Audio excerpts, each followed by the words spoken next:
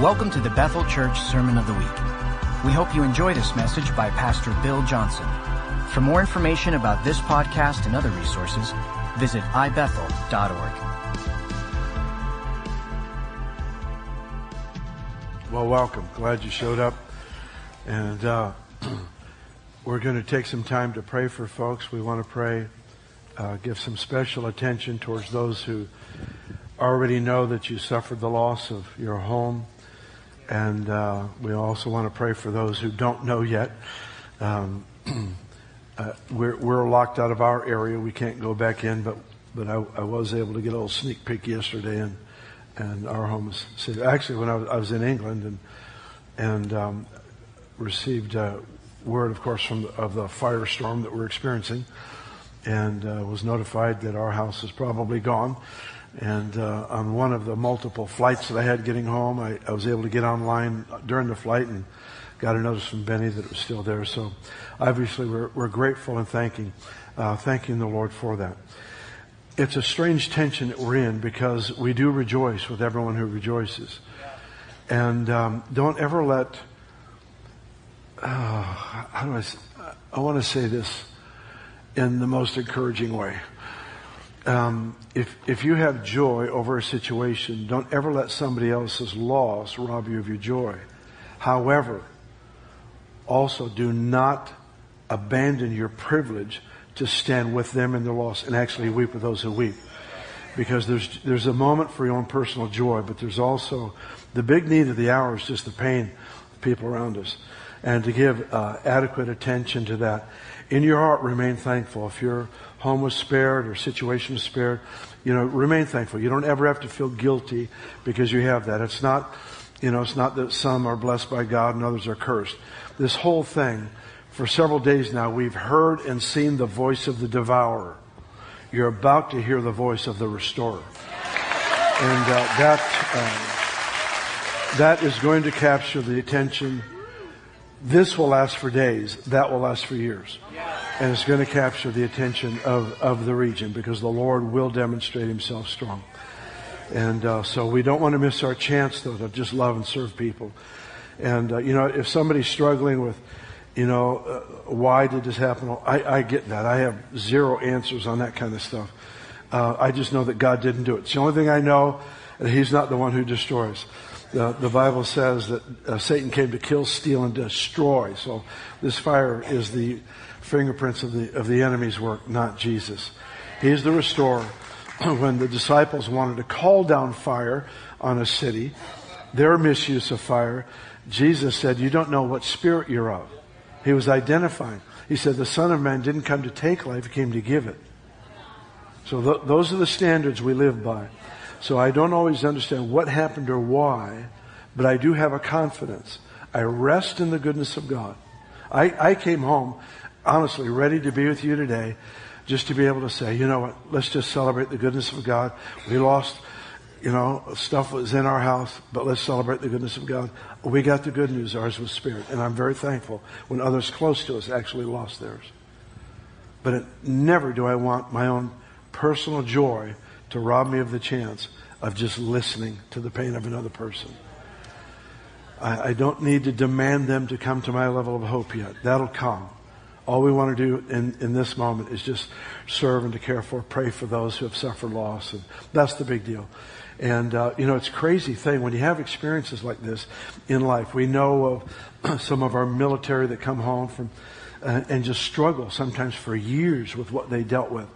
And I don't want to put this on the exact same level as the battlefield in Iraq or something. But I do want to say the same spirit of trauma tries to latch itself onto people's souls to just continuously drain them of hope, drain them of life, drain them of strength. And so we're going to pray. As we pray today, one of the things we're going to deal with is that whole issue of trauma, where the enemy would love to just sustain a person in that place of hopelessness. And I just believe that God is going to vindicate and restore. I want to read to you a prophetic word from Sean Bowles. I've been getting, by the way, calls and texts from friends all over the world. My goodness. Rodney Howard Brown sent me a notice. He told me to, in fact, let me find it here. I'll just read it to you. And a lot of these folks are sending financial gifts to help us with our city. A lot of these ministries they're rocked by what's happening. And Rodney sent me this. He said, "Tell those much love and many blessings. Tell the people who lost their homes, the Lord is with them. They will build back better and be stronger than before." I do believe that. He takes us from glory to glory.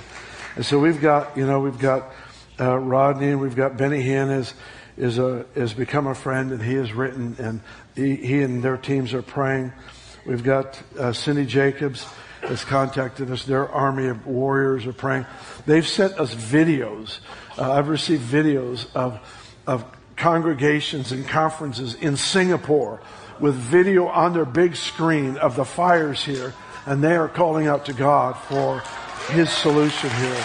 In Indonesia, in Germany, in Holland, and literally all over the world. I don't know how many of you realize this, but Bethel isn't just a ministry that, of course, not everyone appreciates, but let's just talk about those who do. I had an unusual experience this week. We got blamed for the fire. I haven't caused a forest fire before, so that was a whole new experience for me. But it was our heretical stuff. So anyway, putting that aside, there are people out there that like us. And but here's the point I wanted to make. I don't know how many of you realize they don't just like Bethel as a ministry or what's going on here. There are, I think perhaps it could be said, tens of thousands of people around the world that consider this home. It's a very unusual thing. I've traveled for years. Something has happened in the last few years. They have just embraced this as though they're home. Some of them have never been here, but this is their home church. They're convinced of it. And when I go to visit, that's what they tell me.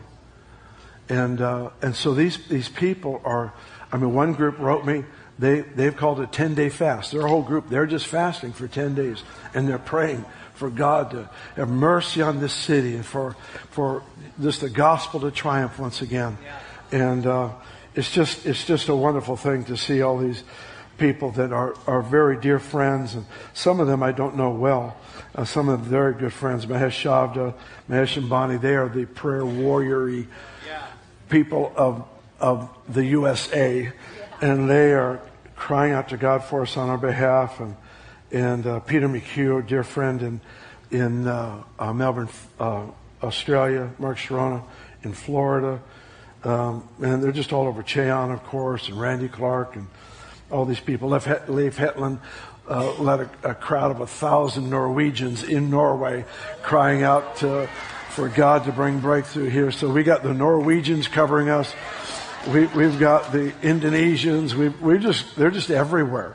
And so literally we get to, here's the beautiful thing to me. I remember I used to have this little Volkswagen Bug, and it had, on its best day, it had 40 horsepower. There were worse days, so I don't know what it had then, but on its best day. And I remember, if you know, my mind just went blank. The Grapevine. I got the Grapevine and Buckhorn Summit mixed, and it was the Grapehorn Summit.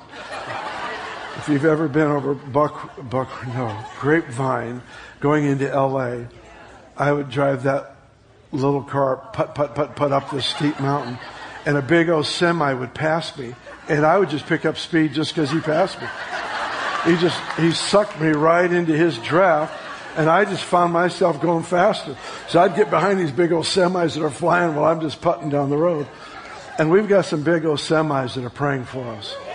You know, we do. And they're pulling us into their draft. They're pulling us into their faith. Sometimes when you're close to a problem, you visually become impressed with the size of the problem. And you actually need people who can't see it to pray. You do. You actually need people who don't see it to pray, because they're looking at something else. They're looking at a heavenly standard that has become the mandate. And so I'm so thankful for these dear friends. Bobby Connor, Bobby and Carolyn, Roy Fields, Matthew Vandersteen from the Netherlands, Robert Slerden, just on and on and on. And we've received notice from the Assemblies of God is sending their relief agency here to help Convoy of Hope, which is a major distribution thing. Operation Blessing from CBN. These major organizations, you know, they just, so many of them, there's a disaster here, so they're serving. But they also have a real heart for you, for all y'all. And it really is their amen to what God is doing in and through Bethel. So I've got so many friends here just from around the globe. Maldonado, how many of you know of Apostle Maldonado in Miami? He's got a little home group there of about 30,000 people. And he's one of the great apostolic leaders of our country, leads a Hispanic movement. And so they are sending relief. They are sending checks in the mail. They're sending just to help us, help our city. Let me tell you what we plan to do. I won't give you amounts because it wouldn't be wise on my end. But Joe Wong even, who owns half the restaurants in town, is just a dear, dear friend. And he's reached out. He's offering his services as well. So they what was I going to tell you? I was just going to tell you, Sean Bowles. Yeah, but I was going to tell you something else. I won't forget that because I have it here. Say it again. Tell you what we're going to do. Thank you. Listen, I ran into my house and grabbed the cheese. You know, you gotta give me a break. You know, sometimes you just do stupid things. You know, I had this moment. Somebody was able to kind of get me through the lines, and I ran into my house, grabbed a few things, and opened the refrigerator. There was some organic goat cheese. I grabbed it. You know, I can drive 5 minutes and replace that. And I left things that are irreplaceable. But I got the cheese. So sometimes things don't work up here like they should. I think I already told you what one of our Bethel worship guys did. He some of you may have come in late. He wrote this Instagram thing. He said, he said, when I grabbed things, I was evacuated, not evicted, evacuated. He says, I made sure to grab my vintage Amy Grant albums and his Hillsong CDs from the 90s. And he forgot his passport and his underwear. So that's just classic. I think my wife wants to speak. Yes. We're staying in a little... Yes, indeed. We're staying in a little studio apartment above a garage, and he came in yesterday with a bag of stuff, and he pulled out the cheese, and he goes, I got the cheese. I looked at him like, good. What were you thinking? Or what weren't you thinking when you grabbed the cheese? Yeah.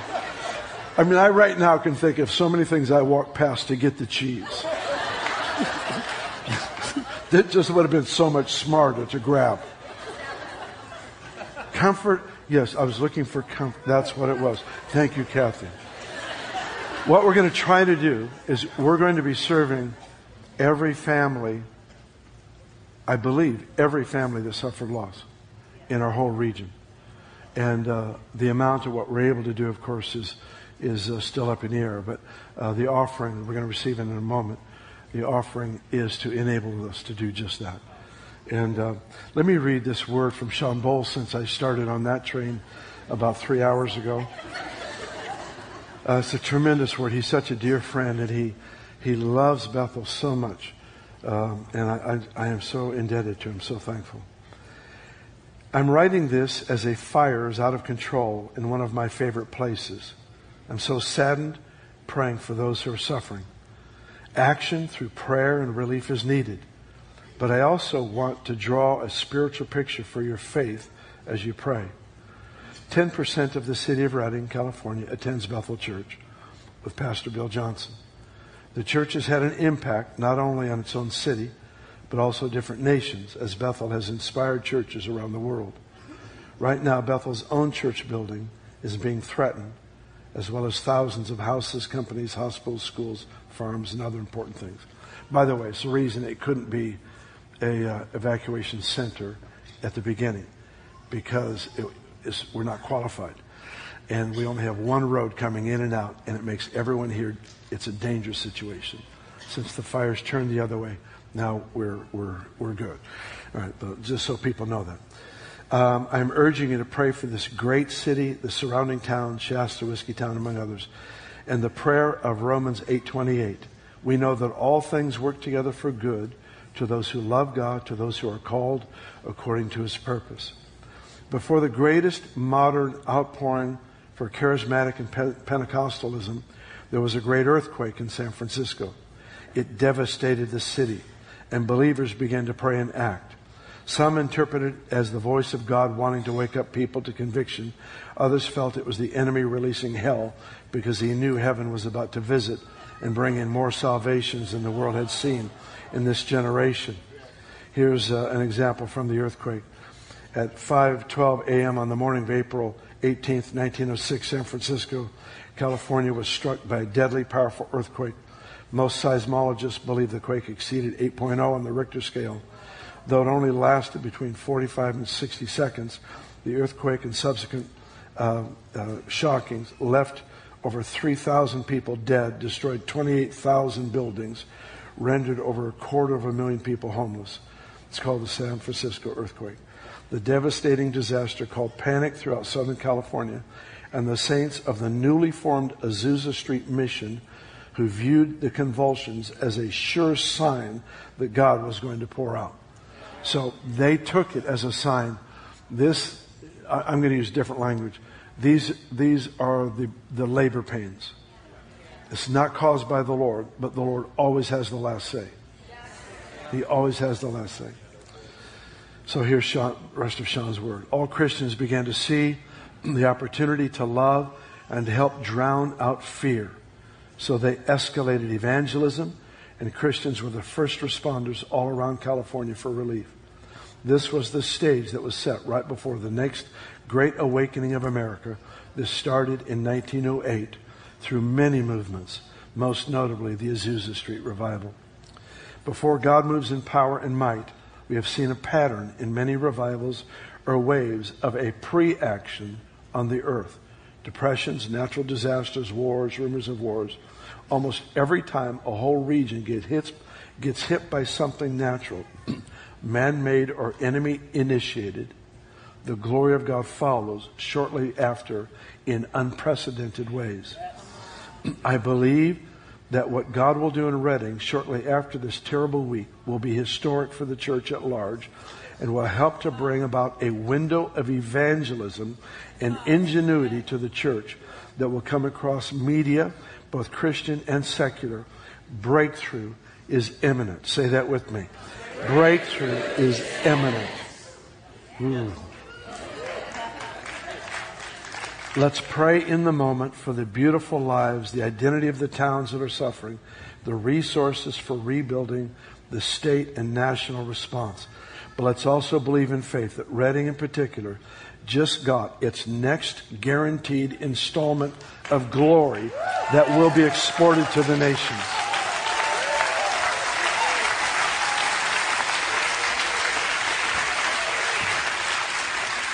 We're going to receive an offering right now, and we're going to spend the rest of the time praying for people. So I want to do this rather quickly. If you're prepared or able to give in this offering, can you grab that paper? The other one. Yeah, thanks, son. I hope this is it. It is not. Somebody removed my paper. It's not here. Bummer. Somebody took my notes. There's a thief in the house. All right. I will do the best I can from memory because I remembered the cheese. So you should all feel confident. All right. We're going to receive an offering. It's okay. I will just work with what I have.